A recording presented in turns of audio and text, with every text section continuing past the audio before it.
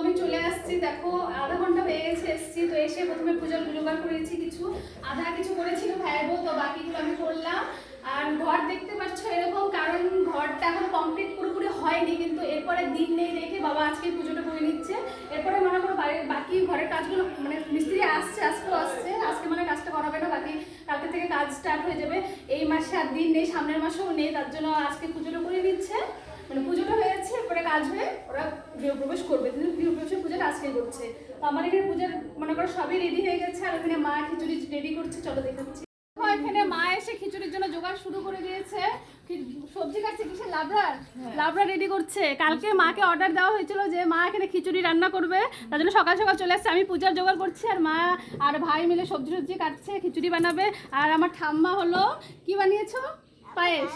আর ঠাম্মা পায়েস বানিয়ে নিয়েছে, বাকিটা মা করবে।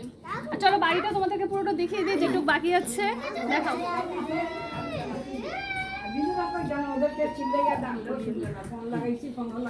তো চলো আমি মেন গেট থেকে শুরু করি তোমাদেরকে দেখানো। দেখো এটা হলো স্টার্টিং, এদিকে ঢুকে এখানে এদিক দিয়ে গেছে সিঁড়ি, এদিক দিয়ে উপরে যাওয়ার। আর এই পাশ দিয়ে হয়েছে দুটো রুম, এই রুমটাই হচ্ছে এখানে যে পুজো হবে।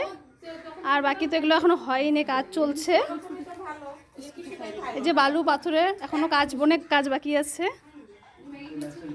এই যে এখন পুজো শুরু হবে, চলো তোমাদের সাথে আবার পরে দেখা হচ্ছে।